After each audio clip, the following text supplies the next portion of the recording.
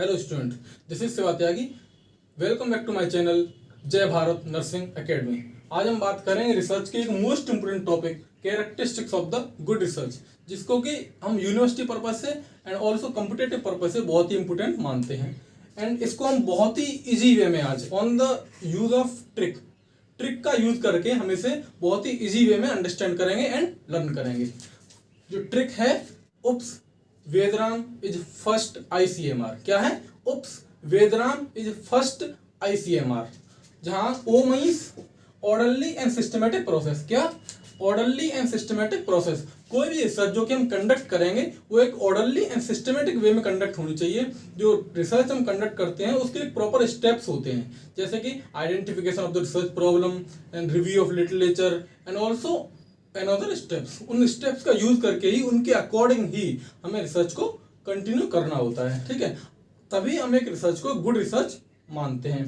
Then second is the P means clearly defined purpose. P means purpose. जो भी हम research conduct कर रहे हैं, स्टार्ट कर रहे हैं, तो रिसर्च स्टार्ट करने से पहले ये बहुत जरूरी है कि हम उसके जो पर्पस हैं एंड जो ऑब्जेक्टिव्स हैं वो हमें क्लियरली पता होने चाहिए। अगर हमें उस रिसर्च के जो पर्पस हैं एंड ऑब्जेक्टिव्स हैं वो पता नहीं होंगे तो वो रिसर्च है वो एक रॉन्ग वे में कैरी आउट हो सकती है एंड उसका जो फाइंडिंग्स हो सकती हैं वो एक गलत वे में जा सकती हैं, जो एक गुड रिसर्च नहीं मानी जाएगी। देन बात करते हैं थर्ड सेकंड पी मतलब patiently carry out the activity. Research क्या है? रिसर्च एक टाइम कंज्यूमिंग एक्टिविटी है जिसमें कि various limit of the time and also patience की जरूरत होती है। क्या जरूरत होती है? पेशेंस। और कोई भी रिसर्चर अगर पेशेंस अगर रिसर्चर के अंदर नहीं होगा तो वो रिसर्च को कंप्लीट आउट नहीं कर सकता है। तो एक गुड रिसर्च तभी मानी जाएगी जिसके अंदर, रिसर्चर के अंदर एक पेशेंस होगा। देन हम बात करते हैं S means solution of the research problem. मतलब रिसर्च कोई भी हम कंडक्ट कर रहे हैं वो किसी भी रिसर्च प्रॉब्लम होती है उसका एक सॉल्यूशन फाइंड करने वाली होनी चाहिए। कोई रिसर्च कंडक्ट करने के बाद में जो फाइंडिंग्स आएंगी, जो रिजल्ट आएगा उसका, वो रिजल्ट किसी भी प्रोफेशनल प्रॉब्लम का आंसर या फिर उसका सॉल्यूशन देने वाली होनी चाहिए, तभी उस रिसर्च को हम गुड रिसर्च मानते हैं। देन बात करते हैं वी मतलब valid and reliable data tools. जो हम रिसर्च कर रहे हैं, कंडक्ट कर रहे हैं, उस रिसर्च में हम जो टूल्स का एंड मेथड्स का यूज करेंगे वो एक वैलिड एंड रिलायबल टूल्स होने चाहिए, तभी हम उस रिसर्च की वैलिबिलिटी को बनाए रख सकते हैं एंड उसको वैलिड एंड रिलायबल मानेंगे, और तभी हम उस रिसर्च को एक गुड रिसर्च का दर्जा दे सकते हैं। Then E means empirical evidence. Empirical मतलब ट्रू एविडेंस। कोई भी हम रिसर्च कर रहे हैं तो रिसर्च को हम एक गुड रिसर्च तभी मानेंगे जब हम रिसर्च कंडक्ट करने के बाद में जो इन्फॉर्मेशन एंड डाटा कलेक्ट करेंगे वो एक ट्रू एविडेंस होनी चाहिए। ऐसा नहीं है कि हम एज्यूम करके बना दें। एज्यूम करके हम एक थ्योरी डेवलपमेंट जरूर कर सकते हैं, लेकिन हम फाइंडिंग्स का जो आंसर है वो एज्यूम करके नहीं दे सकते। फाइंडिंग्स का जो आंसर है वो on the basis of true evidence के ही माना जाएगा। देन बात करते हैं डी मतलब disseminating the data. Disseminating of data को हम लास्ट में डिस्कस करेंगे। एंड देन रिप्रेजेंटेटिव सैंपल क्या होता है? कोई भी पॉपुलेशन है जिसके ऊपर हम रिसर्च कर रहे हैं, कोई भी पॉपुलेशन किसी भी एरिया से हो सकती है, किसी भी फील्ड से हो सकती है, किसी भी प्रोफेशन से हो सकती है।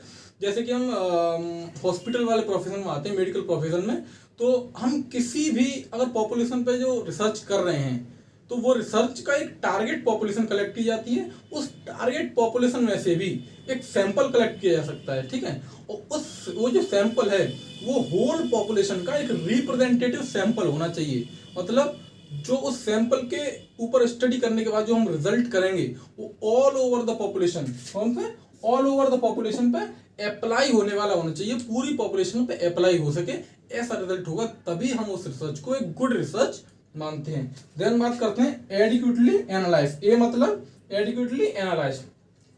कोई भी रिसर्च हम कंडक्ट कर रहे हैं, कोई भी रिसर्च, तो वो रिसर्च गुड, हम एक अच्छी एंड बेस्ट रिसर्च तभी मानते हैं जब उसको जो डाटा कलेक्ट कर रहे हैं, डाटा कलेक्ट करने के बाद फाइंडिंग्स जो आती हैं, इंफॉर्मेशन जो आती है, उसको एक एडिक्वेटली एंड एप्रोप्रिएटली एनालिसिस की जरूरत होती है। अगर हम बेस्ट एनालिसिस का नहीं कर सकते तो हम मान सकते हैं कि जो रिसर्च होती है वो अधूरी होती है एंड इनकम्प्लीटेड फॉर्म में मानी जाती है, उसे एक गुड रिसर्च हम नहीं बोल सकते हैं। देन बात करते हैं एम मतलब मैथोडोलॉजी।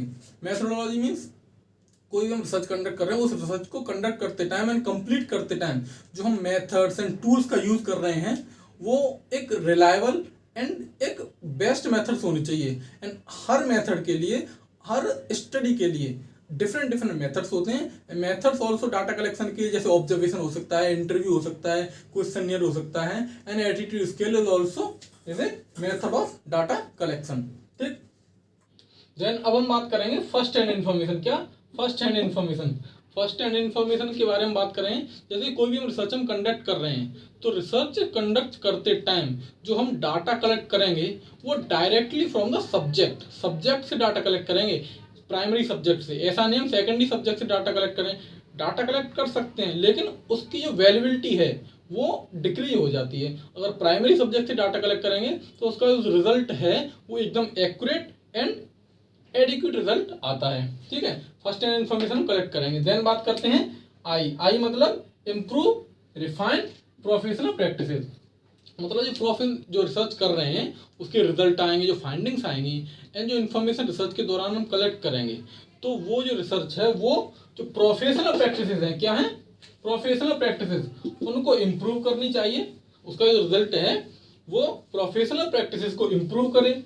एंड जो प्री एग्जिस्टिंग नॉलेज है, मतलब किसी भी टॉपिक से रिलेटेड जो पुरानी नॉलेज है उसको, अगर उसमें कोई मिस्टेक्स हैं तो उसको रिफाइन करे, उसको ट्रीट करे, उसको सही करे, वो एक गुड रिसर्च मानी जाती है। देन बात करते हैं सी मतलब current professional issue.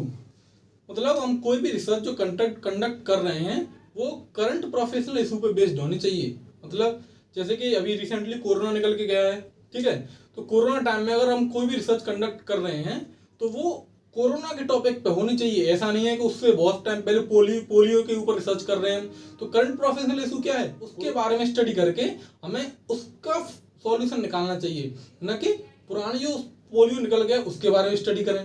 Then current professional issue की स्टडी करेंगे तभी वो रिसर्च है वो एक गुड रिसर्च मानी जाती है। देन बात करते हैं एम मतलब मोटिवेशन, इंटरेस्ट एंड एक्सपर्टाइज। कोई भी रिसर्चर है, नॉर्मल सी बात है, रिसर्च एक टाइम कंज्यूमिंग एक्टिविटी होती है जिसमें कि जो रिसर्चर होता है स्टार्टिंग में तो उसमें मोटिवेशन होता है लेकिन जैसे ही टाइम होता जाता है उसका मोटिवेशन कम होता जाता है, नहीं जो इंटरेस्ट है वो भी कम होता जाता है। ठीक है, एंड देन ये बहुत जरूरी है कि अगर रिसर्च को कंप्लीट करने के लिए जो रिसर्चर है उसके अंदर मोटिवेशन होना चाहिए एंड उसके साथ साथ इंटरेस्ट भी होना चाहिए। और अगर कभी भी नीड रहती है तो एक्सपर्टीज का यूज करके भी हो सकता है वो अपने मोटिवेशन को इंक्रीज करे। उसमें रिसर्चर में मोटिवेशन, इंटरेस्ट एंड एक्सपर्टीज तीनों चीजें होनी चाहिए तभी उस रिसर्च को हम गुड रिसर्च मानते हैं। देन बात करते हैं आर मतलब रिकॉर्ड एंड रिपोर्ट। कोई भी रिसर्च है, रिसर्च में जो डाटा कलेक्ट कर रहे हैं, इंफॉर्मेशन कलेक्ट कर रहे हैं, अगर उस रिसर्च को, उस डाटा को हम रिकॉर्ड एंड रिपोर्ट नहीं करेंगे तो उस रिसर्च को करने का कोई फायदा नहीं है। रिसर्च को करने का मीन्स एंड हो सकता है पर्पस तभी कंप्लीट हो सकते हैं जब हम उसको proper adequately record and report करेंगे। ठीक है, तो किसी भी रिसर्च को हम एक गुड रिसर्च तभी मानते हैं जब हम उस डाटा को एप्रोप्रिएटली रिकॉर्ड एंड रिपोर्ट करते हैं। अब हम लास्ट बात करते हैं डी मतलब डिसेमिनेटिंग द डाटा। क्या? Disseminating the data. Disseminating means communication. क्या? कम्युनिकेशन। जो भी हम डाटा कलेक्ट कर रहे हैं, पूरी इंफॉर्मेशन कलेक्ट कर रहे हैं ड्यूरिंग द रिसर्च प्रोसेस, तो उसके दौरान जो डाटा हम कलेक्ट किया है तो वो डाटा हमको कम्युनिकेट करना होता है टू द इट्स यूजर। जो हम डाटा कलेक्ट कर रहे हैं उसके यूजर्स के पास जब तक वो डाटा पहुंचेगा नहीं, जब तक उसका कम्युनिकेशन नहीं होगा, तब तक रिसर्च को करने का कोई फायदा नहीं है। तो ये बहुत जरूरी है कि रिसर्च करने के बाद हमें उसे डिसेमिनेट करना होता है। क्या करना होता है? डिसेमिनेट करना होता है, कम्युनिकेट करना होता है, तभी हम उस रिसर्च को एक गुड रिसर्च मान सकते हैं। तो अब हम ट्रिक को एक बार फिर से आपको बताएंगे जिससे कि आपको रिमेंबर हो सके। ट्रिक क्या थी? उप्स, वेदराम इज फर्स्ट ICMR। क्या थी? उप्स, वेदराम इज फर्स्ट ICMR। OPPSVEDRAM